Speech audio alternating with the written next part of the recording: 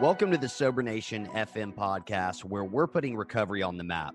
I'm your host, Jonathan Sylvester. This show is brought to you by Sobriety Engine. Do you want to take your recovery to the next level? Do you want more support, community, and fellowship? Sobriety Engine is an incredible free online community of men and women supporting each other in their recovery. You can get a ton of great tips, resources, and guidance to help you succeed in recovery and in life. Visit sobrietyengine.com to join today. Sober Nation FM is also brought to you by Recover Health. If you're ready to get fit and start living a healthier lifestyle, all while supporting your sobriety, then you can learn more about having me as your own personal fitness and nutrition coach at rcvrhealth.com. And whether you're listening to the show on Spotify, Apple Podcasts, or watching on YouTube, please share this with your friends. Follow, subscribe, and leave a review. Nation, let's hop right into today's episode. Today, I'll be speaking with Andrew Susskind, who is a clinical social worker and psychotherapist. He's also the author of It's Not About the Sex, Moving from Isolation to Intimacy After Sexual Addiction. Andrew, thanks for joining me today. It's my pleasure, Jonathan. I know that we've been trying to get this together for a while, so it's a pleasure to be here with you today. Yes, absolutely. Yeah, I'm excited, man. So, I think from the title of your book that the listeners can probably gather that we're going to be talking about sex. And I'm really glad to have you on the show because as much as people in recovery for addiction might get used to opening up about substance abuse, I think there's still a lot of stigma and misunderstanding surrounding sex addiction. But before we hop into that, I want you to just share a bit about how you found your way into recovery, if you would. Sure. So it was 1994, and I was getting involved in a lot of compulsive sexual behavior back in the 90s here in Los Angeles. It was a time in my life when I was really, really lonely and lost and scared. And it was a time when AIDS was really rampant. And so personally, I didn't know how to find my way into relationships, intimacy, sex, any of that in a way that was going to be fun, satisfying, and also something that would really work for me in my life and feel in alignment or in my integrity. So what happened was back then I was really getting more and more depleted. I think the word is depleted. Okay. And it was a time when, for instance, in the gay community, for instance, it was almost a given that you would have promiscuous sex. It was just something that people did. Of course, there was safer sex involved because of HIV and AIDS, but there's a lot of anonymous sex, a lot of sex going on that really wasn't very conscious. And so in my own experience, the way I look at my own compulsivity is that it was something that I wanted to stop, but I didn't know how to because I was doing it actually on a daily basis. Okay. And I was also really at the point where I was consumed with it to the point where I couldn't get it off my mind. So I'd wake up in the morning, I would be thinking about it. I would go to bed at night, I would be thinking about it. So it was very obsessive at that point. And then the most important thing, and this goes for any addiction, is that I started to have some consequences. Okay, so I started spending less time with friends. I started skipping out on some work commitments. I started to get some STDs.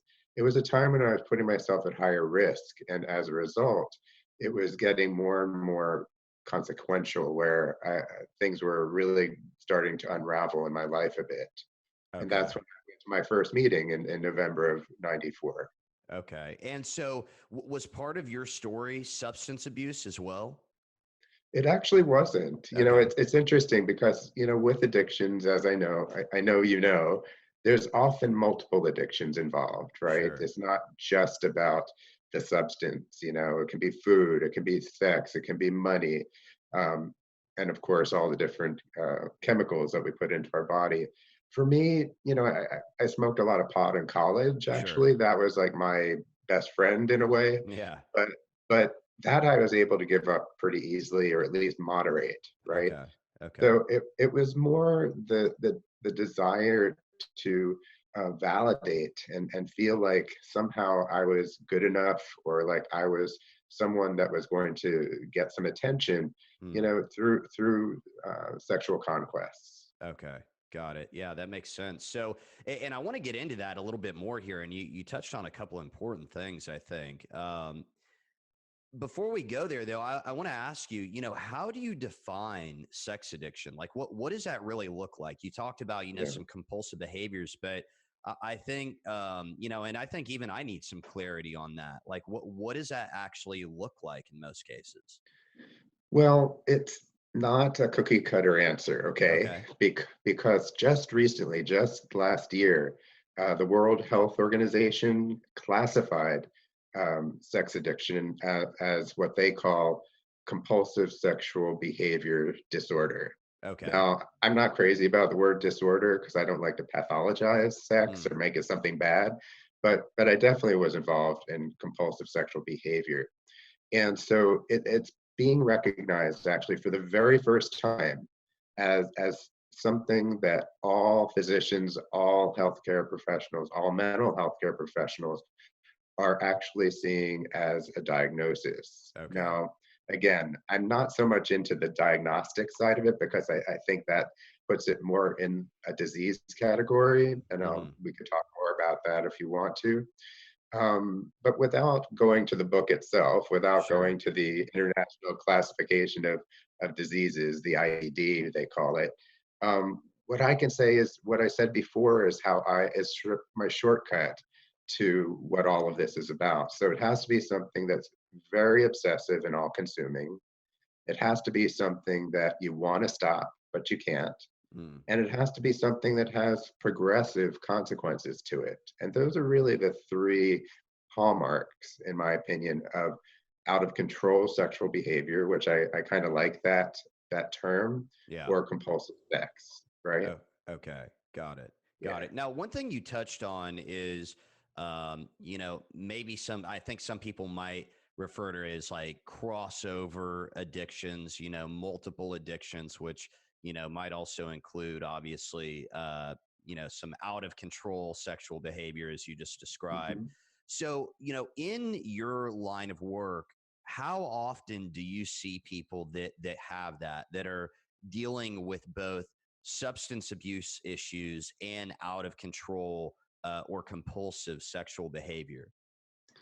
So, keeping in mind that I've been in the 12-step rooms for 25 years, Hmm. and I've been in the therapy rooms as a therapist for 28 years, Yeah. I have a lot of experiential kind of information. Okay. I'm certainly not a researcher or a scientist, Yeah. but I would say that almost everyone has some kind of overlapping addictive compulsive behavior. Now, it may be less problematic or maybe more problematic. I mean, for instance, crystal meth and sex is very common. That's one of the more common um, types of what we might call overcoupling, where you've Okay. got two addictions that are often interlinked that way. Mm, Sometimes you'll see cocaine and sex. Sometimes you'll see pot and porn, right? That's kind of seems to be a combination that I see with a lot of the younger folks. A lot of the younger men are, so hooked on porn and they're getting stoned at the same time. There's okay. something about that that seems to work for a lot of guys. Okay. So it goes on and on. I don't think there's an easy answer for that. I think Yeah. there's people that abuse food and are overeating or restricting that are also dealing with a sexual compulsivity of some sort or another. Mm, Same thing with money issues, where people are debting over shopping or gambling,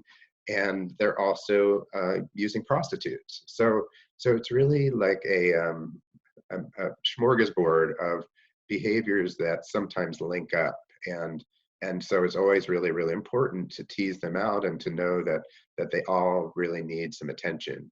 okay. Yeah, that makes a lot of sense. So, one thing I'm thinking about, and I guess I just want your thought on this from both a clinical perspective and just like you said, someone that's, been in the rooms for a long time, the 12 step rooms.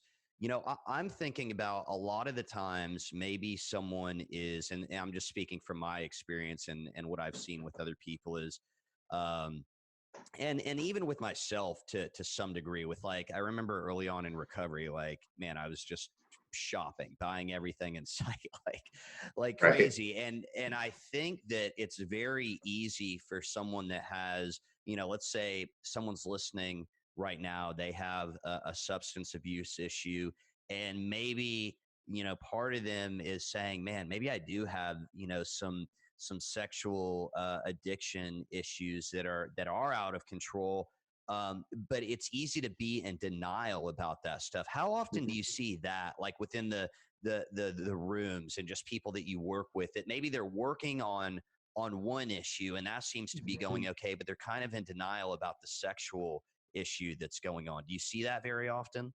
It's a great question, Jonathan, because what often happens is one behavior stops Okay. and then the other gets revealed. So it's like Mm. you plug the hole in the dam and then the other hole pops out. Oh, wow. And so, for instance, often in the rooms, I'll hear in a meeting, "Oh, I'm doing really well. I have a couple years under my belt in AA or NA, and my sponsor thought it would be really important for me to check out a meeting for sex addiction." So they'll come to a meeting, and all of a sudden they'll realize, wow, this is not only something that I need to address, but this might be my core issue.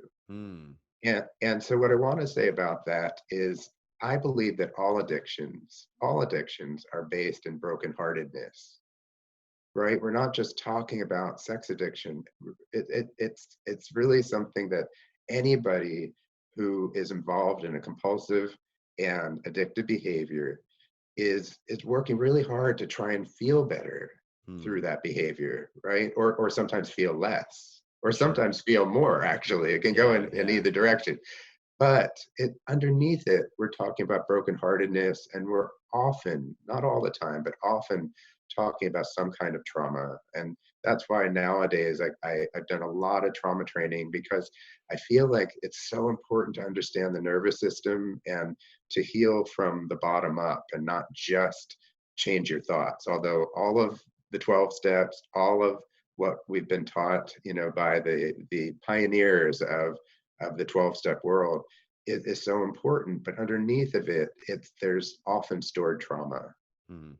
Yeah. And we're hearing that, I think it's a cool thing because we're hearing so much more about that these days. I know like every year at the end of the year, there's like a word of the year, right? And I'm Hmm. sure, unfortunately, this year it's going to turn out to be something dealing with coronavirus, with just Right. the craziness going on right now. Yeah. Um, Yeah. but I would think that one of the words that might be at the top of the list if they were to rank this would be trauma. Trauma is talked about a Hmm. lot more now, and I think that's a great thing. It makes a lot of sense, and I think it's a good thing in the sense when I think about it that sometimes maybe I would say probably most of the time we can't necessarily drill down like why. Right. That's And I right. think that drives a lot of people crazy. And I think it did Yes. for me at first too. Like, why did this Hmm. happen? Why did I get into drugs and alcohol? Right. Why did I do this or that? But I think that, um, not really generalizing it, but just saying, there was some kind of trauma that led to Hmm. this. I think Hmm. that's a great way and really an important way to look at it. Now, I know that a big part of your book and a big part of what you talk about is intimacy. So what I wanted to Hmm. ask you is why should intimacy and connection be Hmm. a long-term goal for someone in recovery? Well, it's only a goal if a person identifies it as a goal.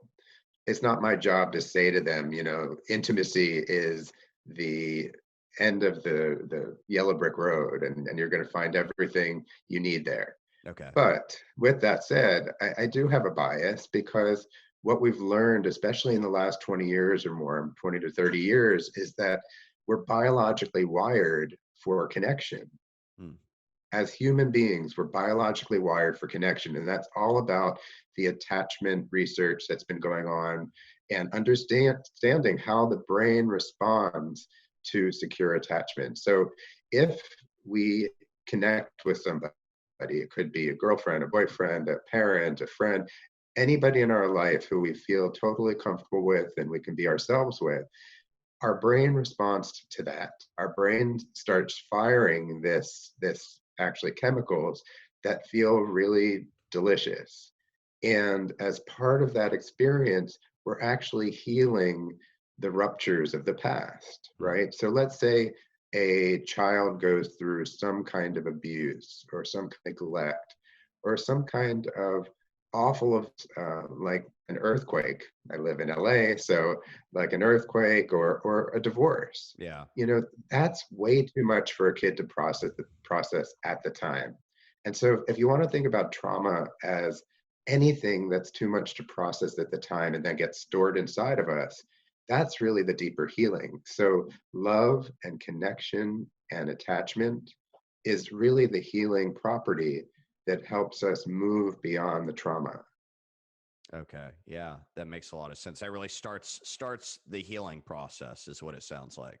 For sure, for sure. Are you familiar with Brene Brown at all? Yeah, absolutely. Yeah. Yeah. So I think she's fantastic. Mm-hmm. And one of the things she says is shame is given to us by others, and shame is healed through others. Oh, wow. And I just think it's so dead on. And it's the same thing, you know, that if as a kid, you know, if we haven't been given, you know, there's always gaps in love and connection as a kid. Mm-hmm. But that's our job really in recovery and in general. I'm not just talking about people in recovery, to mend the broken heart. And part of mending the broken heart is through finding reliable people, not just reliable people who will drive you to the airport, but emotionally reliable people. Yeah, that makes sense. Well, and I'm also thinking about another Brene Brown quote or Hmm. an idea that she presents. You know, you said there's gaps sometimes when we're growing up in terms of, you know, that love or connection we get from others, or even as adults, there's that gap there. Maybe we're not always getting what we feel we need. But what I was just thinking about there, you know, she also says, assume that people are doing the best that they can. That's right. You That's right. know, and I think that's important as well, kind of the flip side of that equation there. Now, rewinding briefly to Hmm. you know, you were describing in your own story some of the consequences that you started to Hmm. experience. And I am going to say that there's at least one person right now, you know, maybe early in recovery or maybe has been around for a while, that is like seriously identifying with what you're saying right now Hmm. and what we're talking about. But Yeah. they might see it as like the lesser evil, right? Because I'm not Hmm. going to more than likely break into cars to feed my porn addiction. I'm Right. probably not, you know, doing some of these things that we may or may not do. Everyone's story is different, right? But some of these things that we start to do, you know, with substance abuse, or maybe eating disorders or something like that, or I'm sorry, Hmm. substance abuse, you know, not like eating disorders or sex addiction, little different behaviors there, some of the things we do. So, Hmm. I mean, why should someone really see this? Like, why is this a problem at the end of the day? Well, again, Jonathan, it's only a problem if someone identifies it as a problem. Generally speaking, what I see anyway is there's a lot of profound loneliness Hmm. that shows up. There's a lot of unresolved grief that shows up. Okay. There's a lot of ways that people protect themselves from not getting hurt.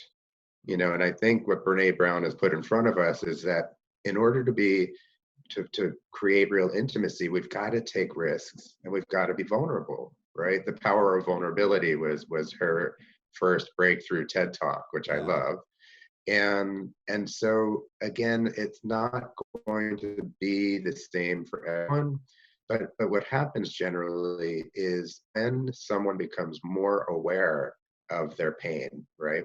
When they really start to feel their suffering and what I call their brokenheartedness, that's generally when I see them in my office. Okay. But there's a lot of folks out there who are going to suffer and unfortunately not make it into a therapy office.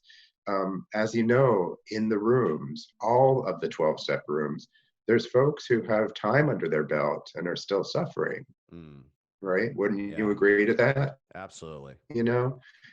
Yeah, and so in a way propelled me to write my book is to, offer some ideas and to create a dialogue and some honest conversations around what's not always talked about in the rooms. Like I said, it could be anything from emotional sobriety to grief to narcissism to the nervous system Mm, to intimacy, and just to name a few. And so if someone is kind of like hitting bottom in a way, it's like if someone starts to really look at what is holding them back from having a fuller, more meaningful life or recovery, then there's that readiness moment. But a lot of folks, like you said, it's not on the top of their list, right? And yeah. so it's really a matter of just being available if and when someone is open to looking at this part of them and to spreading the word, to start that's why I really was, so I don't sometimes I look back at the writing of this book and I think, how did that even happen? And Mm, it happened because I've been around so long that I was getting really worn down with all of the suffering around me, and so it really was a matter of starting to look at what are these things that are not being fully explored and unearthed, and that's where I come from. yeah. I really love that, and I know that, I mean, you hate to see people, in general, but definitely people in recovery who are trying to do something about what they see as whatever their main issue is coming in, and whether they're, you hate to see people suffering, period. But Hmm. I definitely saw right off the bat when I got sober that there were people that had been around a while and they weren't happy. So I think, and not necessarily that they were dealing with sex addiction, but maybe they were dealing with some issues along those lines. And I don't want to get into the debate of, is it okay to be talking? So, some people would say these are outside issues for AA or NA or whatever. And I think that varies, in a lot of the meetings I go to, these things do get brought up and they are talked about. And personally, I think life in my mind relates back to the addiction and alcoholism and Yeah. some of this, some of these sexual behaviors that you're talking about are wrapped up in that. So not to get into that too much, but again, let's say, someone's listening right now, they're starting Hmm. to identify, they're starting to say, okay, like, well, maybe it is an issue, but I don't know what to do here. So, you know Hmm. if we're describing this person pretty well and they're identifying, where should they start to try and resolve Hmm. this? What does some of those first steps look like? Sure. So first of all, I think we're talking about a huge number of people out there, Okay. huge. And where they can begin is hopefully with the resources that are already around them. For instance, can they start talking in meetings more about this? Can they talk to them about this? If they prefer work talking with a pastor, for instance, or a coach, absolutely. And then there's lots and lots of therapists who do speak my language nowadays, who are trauma informed and who are addiction specialists, Right. who really want to get underneath these issues. So I would say that's the primary sources that people can consider. Yeah, They can check out my book, of course. And absolutely. just to mention one thing about it, a Yeah, lot of folks please. who are reading the book, it's been out almost a year now, are saying that, yeah, this is about sex addiction, but actually it's about all addictive compulsive behaviors. Okay. And actually, a lot of this is about anybody, even beyond addiction. So because my heart is in the rooms of those dealing with out of control sexual behaviors. Hmm. That's where I end up leaning in the book. Okay. But but it can definitely open a dialogue for people. And the one thing I didn't mention, Jonathan, Mm. is I have a chapter called Cultivating Contentment. And the reason I called it contentment is in my own life, I actually feel like it's too much pressure to create joy. You know, I believe in joy, I believe in gratitude, I believe in happiness, but I really want to feel content. I want to feel comfortable in my own skin, and that's a lifelong process. You Mm. know, I would say that if there's two things that are really primary in my recovery nowadays, it's feeling comfortable in my own skin, which I consider contentment, and it's receiving love, which is always an uphill battle for me. Yeah. So when people are looking for resources, sometimes the resources are right in front of them. You know, just leaning into the love, really leaning into the people in their life who are like-minded, like-hearted folks who would be open to chatting about some of these issues that are often not talked about. Okay. So it sounds like really the main step, and this, this makes a lot of sense because it's, again, we're not in your book, for instance, it's not just about sex addiction. Right. And the key to dealing with all of this stuff is really opening up and starting a dialogue, as you just said. So now that can be tough though, right? Like an internal, like if we think about the first step, for That's instance, right. it's like I've got to have this internal dialogue with myself. I've got to get honest with myself about what's going on. That's right. So considering that someone has uh, maybe been having some of that dialogue, but they need a little bit of help in the sense of Mhm. they need to ask themselves some questions. Are there Right. some good questions that maybe they should ask themselves or be considering so that it then becomes easier to go open up to somebody? So it's a big question, but I'll see if I can come up with some simple questions Yeah. off the top of my head. Yeah, please. And I you anticipated my idea about this is really a first step, right? It's Yeah, about yeah. admitting I have a problem, you Right. know, and going from there. So, you know, one of the questions might be something like, is this a problem? Like for me, is this Okay. truly a problem, right? Keep it simple.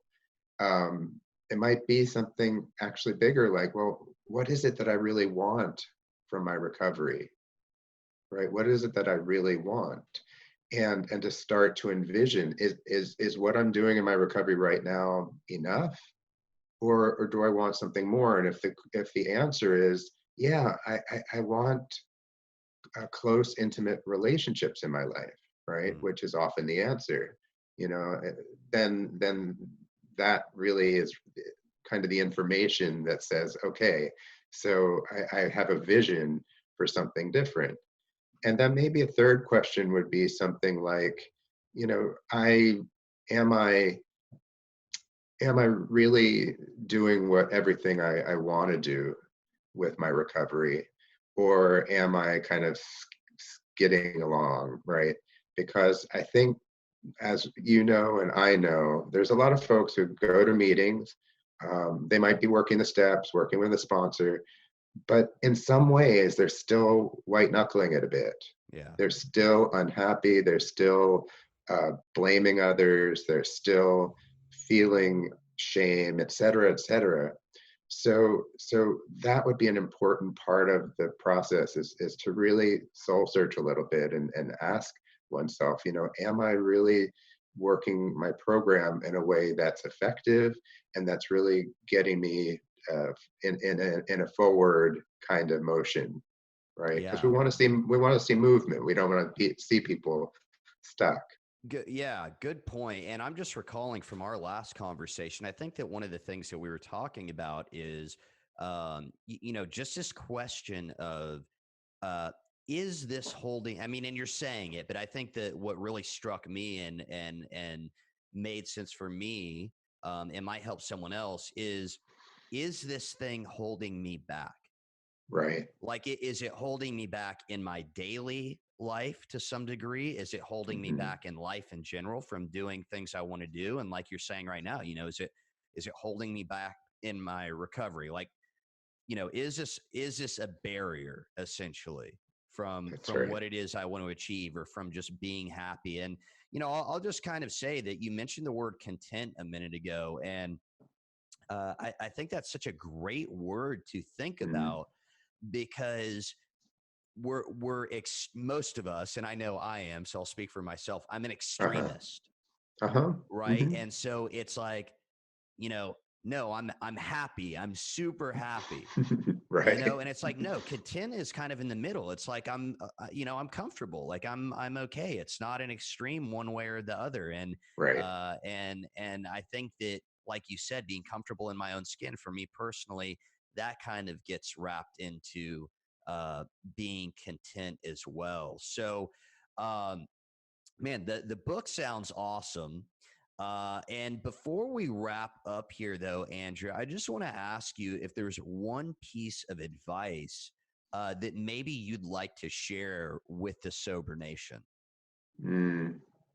By the way, Jonathan, I love the term sober nation because it's so all encompassing and it's so wide reaching. And I know you guys are in an expansive mode, and it's inspiring to even hear that term. Let me see if I can come up with something simple for your audience. Um, I'm probably going to say a few things Sure. about that. Yeah. So where I landed in my work was the idea that all of us have a level of brokenheartedness in us, sometimes more, sometimes less, but brokenheartedness is part of living, actually. And it's part of what we face in recovery, because generally when the addiction is active, the brokenheartedness is really under the radar, right? We're not really seeing it, dealing with it, whatever. So on the flip side of that, the idea I would like to say is anything that enriches your life and helps mend the broken heart is really the healing, therapeutic, recovery direction. And it's up to you to define those things for however that works for you. But that's really my litmus test: is this enriching my recovery, or is this depleting my recovery? Is this expanding my recovery, or is this shrinking my recovery? Is this mending the broken heart, or is this pouring salt in the wound? And so the choice is ours. And I hope that summarizes some of what hopefully can resonate for the folks listening, because that's really a life lesson that I think we can all continue to learn together. I think that's some incredible advice. Is it helping, or is it hurting? That's right. That's awesome. No, and I think that's a great way to put it, and a really great way to wrap up this interview. So you can learn more about Andrew and his practice at westsidetherapist.com. You can find his book, which you absolutely need to check out. It's Not About the Sex: Moving from Isolation to Intimacy After Sexual Addiction, on Amazon and on Audible. Thanks again for coming on with me today, Andrew. Be sure to check out the show notes for all the info from today's episode. Sober Nation FM is brought to you by Sobriety Engine. Sobriety Engine is a free online community of men and women supporting each other in their recovery. Visit sobrietyengine.com to join today. This show is also brought to you by Recover Health. If you're ready to get fit and start living a healthier lifestyle while supporting your sobriety, you can learn more about having me as your own personal fitness and nutrition coach at rcvrhealth.com. And again, whether you're listening to the show on Spotify, Apple Podcasts, or watching on YouTube, please share this with your friends, follow, subscribe, and leave us a review. Nation, thanks for tuning in, and I'll see you next time.